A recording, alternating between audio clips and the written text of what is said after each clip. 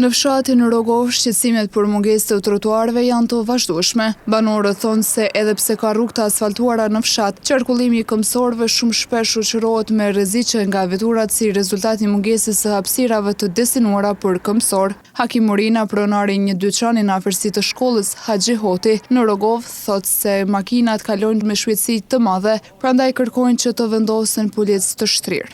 Unë jam me lokal këtu që mbi 20 vite, shok të unë shumë makina kere të gra shpet, zonëzët i kam përpara, ndodhen edhe aksidente, munges trotuarëve, munges policëve të shtrirë, si jo thojnë këtërve, pengesave, dhe kem nevoj shumë, sidomos për këta policë të shtrirë, që i komunë ose ministria të në ndihmoj, se ndodhen shumë aksidente këtu para shkollës. Ndërsa banorët treguan se kanë kërkuar nga komuna e Gjakovës që të bëjë zgjidhje, por kjo nuk ka ndodhur tash e sa vite. Para 3 ditë kemi pas një aksident, dhash zoti që mos ketë aksidente. Po gjendja e infrastrukturës rrugore në Rogov është e mjerueshme. Ka pas edhe humbje jete, 3 jetë humbra në Rogov, tash edhe aksidentet e tjera, gjendjen veç përshini edhe ju, unë i kishna kërku nga komuna, çka duhet më ndodhë diçka më e madhe këtij popullit, edhe këtyre banorëve që më ndërhyj komuna.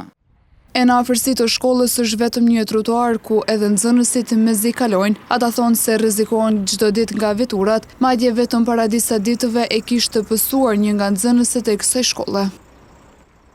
Kërkojnë ndaj institucioneve shtetërore që të marrin aksione në ndërtimin e urbanizimit, sidomos prekjen e trotuareve. Gjithashtu pasi që u hap edhe ura Rogovës, është bërë edhe qarkullimi më i madh. Në rasteve të fundit e kemi pasur edhe një aksident i cili ka ndodhur mes fëmijëve, ku është cenu jeta e tyre, dhe ajo është gjëja më e vështirë të shohim ne si vetë nxënës të kësaj shkolle. Kalojmë me shpejtësi, zakonisht ne duhet mi prit makina derisa të kalojnë për me vazhdu rrugën.